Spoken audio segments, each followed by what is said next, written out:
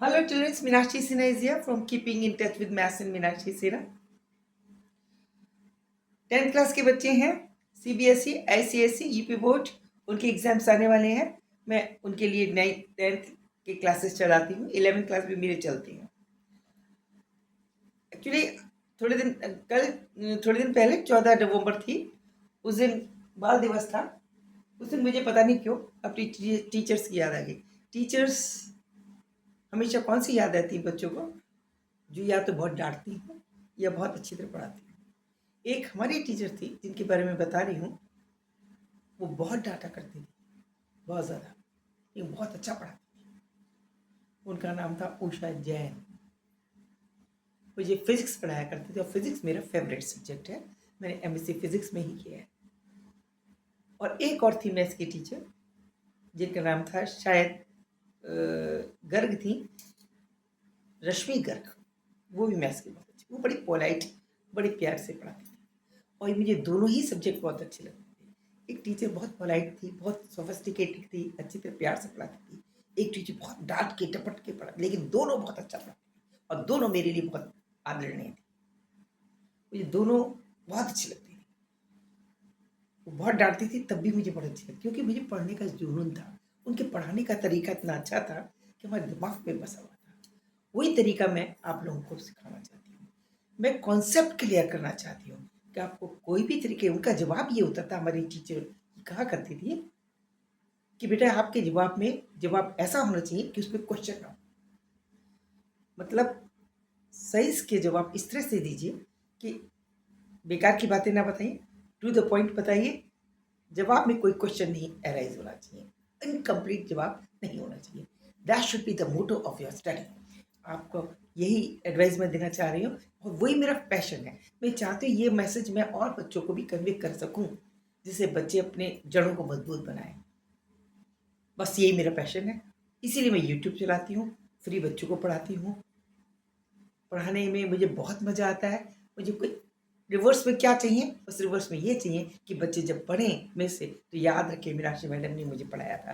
मुझे बड़े अच्छे अच्छे कमेंट भी मिलते हैं। मैं 2-4 कमेंट आपको बताती हूँ, लेकिन फिर भी मैं चाहती हूँ कि कुछ और बच्चे मेरी यूट्यूब देखें। अगर मैं उनके काम आ सकूँ तो मेरा सौभाग्य होगा।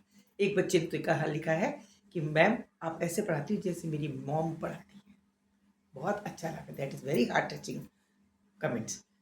एक बच्चे ने ये लिखा कि मैडम अगर आप मुझे 2 साल पहले मिल जाती तो बहुत अच्छा होता। आज मैं 12th में हूँ, क्योंकि मैं 9th, 10th और 11th को पढ़ाती हूँ। 11th को कम पढ़ाती हूँ, 9th स्पेशली 10th को ज़्यादा पढ़ाती हूँ। 9th पढ़ा देती हूँ, पढ़ाई है मैंने। मेरे 465 से ऊपर वो जा रहे हैं videos.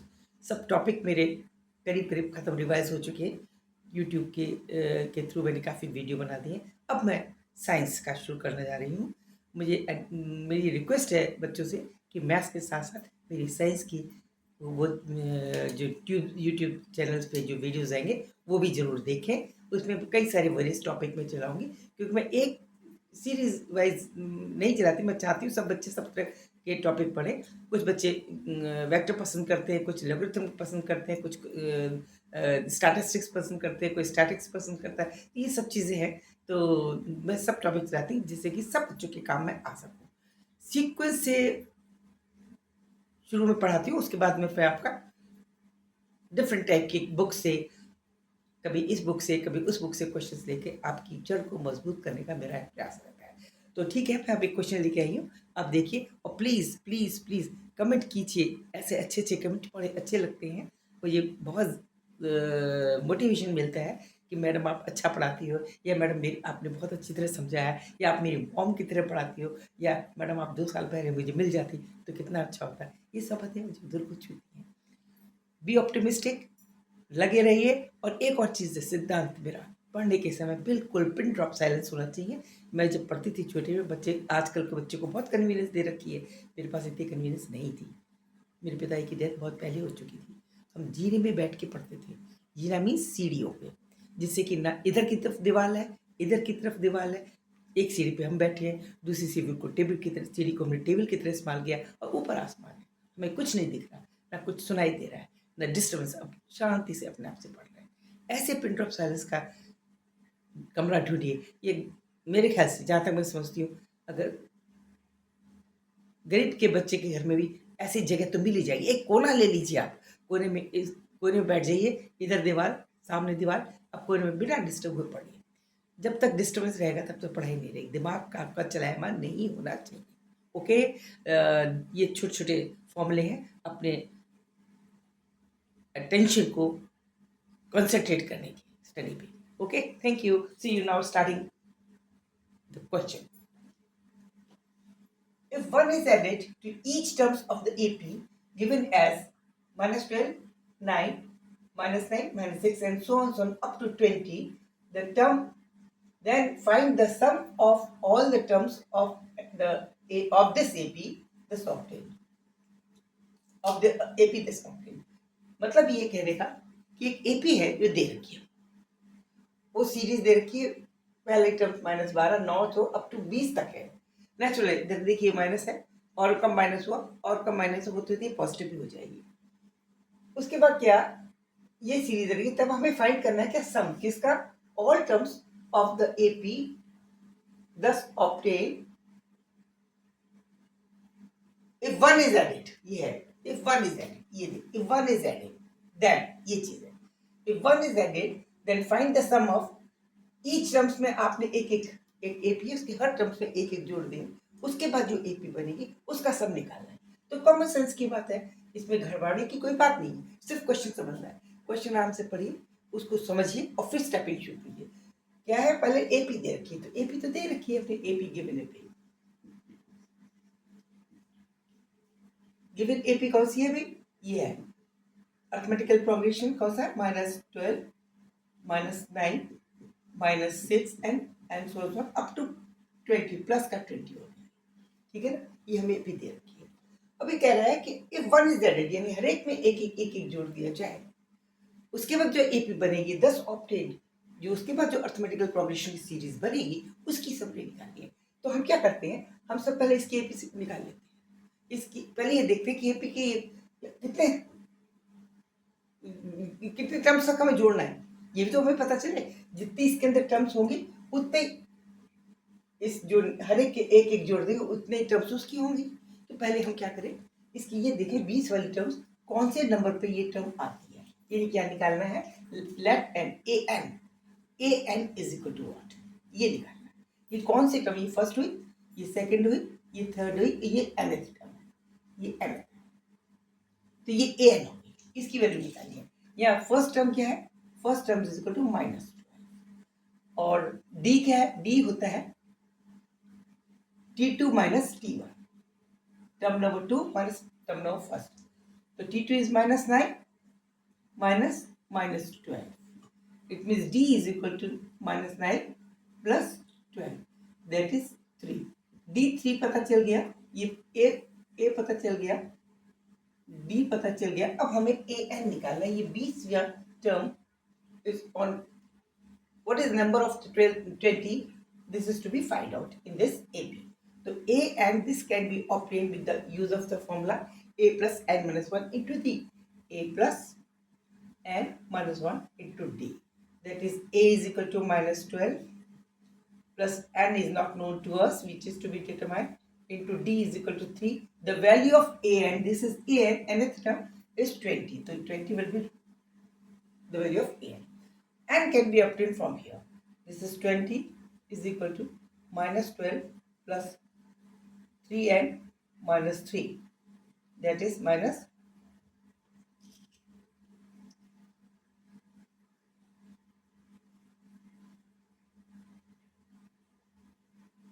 this is minus 15 plus 3n. This is the 20, okay?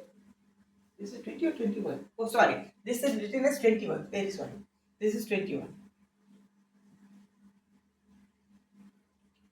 Then this will become what? 15 minus 21. This is 21 plus 15. This is 3n. It means 6, and 36 is equal to 3n, and n is equal to 12.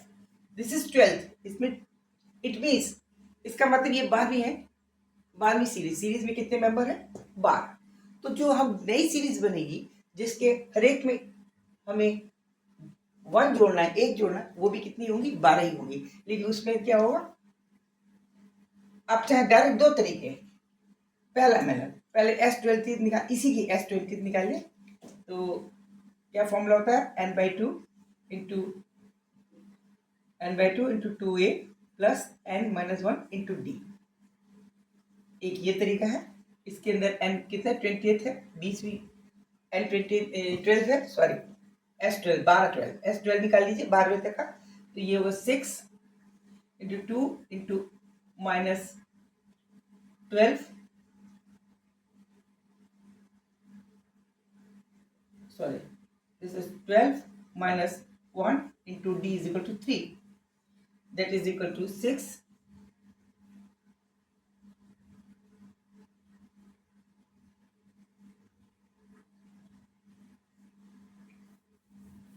Sorry इसको जरा रख दीजिए, n/2 n is equal to 12, 12/2 into 2 times a is equal to -12 plus 12th term है ये,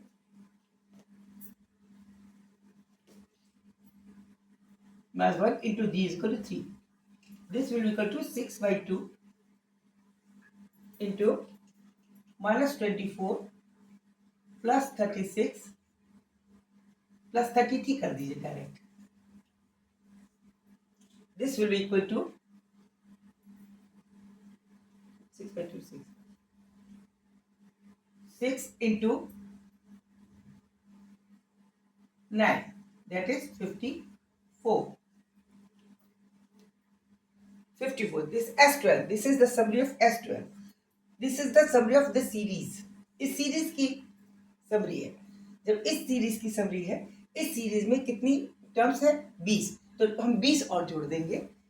कितनी terms है? 12। तो 12 इसमें और जोड़ेंगे। द आंसर, ये जो नई सीरीज बनेगी, after adding the answer will be hence the sum of new series क्या हो जाएगी? जिसमें सब में एक एक जोड़ा 54 plus 12, that is 66. This will be the answer. एक तरीका और है, एक तरीका ये है कि इसमें अगर एक जोड़ देते हैं तो a की जगह -11 हो जाएगा और d आपका 3 ही रहेगा। और उस केस में आपको ऐसे निकाल ले डायरेक्ट, d वही रहेगा क्योंकि इसमें भी ये घटेगा, ये माइनस प्लस जुड़ेगा तो -8 हो जाएगा। d फिर से 3 का 3 ही रहेगा। न्यू सीरीज क्या बनेगी? -11 new series after adding 1 in each terms. a की जगह -12 plus 1 is equal to -11, -9 plus 1 is equal to -8, -6 plus 1 is equal to -5 and so on, so that यहाँ तक कि 12 टर्म होगी और इसमें a is equal to -11, d is equal to -8 plus 11 that is 3। तो अब S12 आप निकाल लें, वो भी यही आएगा। क्या करेंगे? S12 होगी फिर से 12/6 2 इंटू 2 टाइम्स है 2 इंटू 11 माइनस का plus 12 minus 1 into 3. Answer will be the same. This is 6 into -22 हो गया plus 33, that is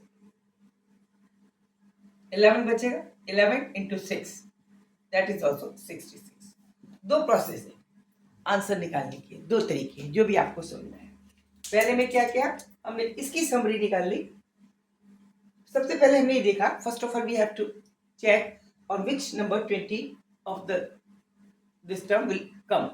It will come on 12th term, so that S12 will be obtained, and then 12 times 1 2 3 4 up to 12 is to be added. 54 plus 12, that is 66. Another process is that new series can be obtained by adding 1 in each and every term. Total number of terms are only 12, so that new series will be -11, -8, -5 and so on so on. 12 तक ही limit होगी. तो S12 will be obtained with using A as a -11 and D is minus. D will remain same because -8 हो गया, यहाँ -11 हो गया, दोनों का डिफरेंस +3 हो गया. D will be remain same and hence directly we can obtain S12. S12 ही निकालना है हर केस में. इसके न्यू सीरीज के भी S12 निकालना है, ओल्ड केस के भी S12 निकालना है. ओल्ड में हमें 12 जोड़ना है प्लस और न्यू वाली में कर सकते हैं. इस तरह से हम ये कह सकते हैं S12 new one will be equal to S12 old plus 12. ये रिजल्ट निकला. इस तरह से पूछा जा सकता है क्वेश्चन कि prove that S12 new will be equal to S12 old plus 12. ये भी पूछा जा सकता है. All the process are same. समझ में आना चाहिए तब आप इसके कॉन्सेप्ट को क्लियर करें. ओके. और मेरी बातों का ध्यान रखिए. मैं आपका फ्यूचर ब्राइट देखना चाहती हूँ. मुझे नहीं पता कौन मेरे चैनल देख रहा है, कौन नहीं देख रहा, लेकिन मेरी तमन्ना है कि बच्चे जितना पढ़े परफेक्ट पढ़े. Okay. Good night. See you. Good night. और सब्सक्राइब करना, लाइक करना ना भूलें. Good night. Thank you. Good luck.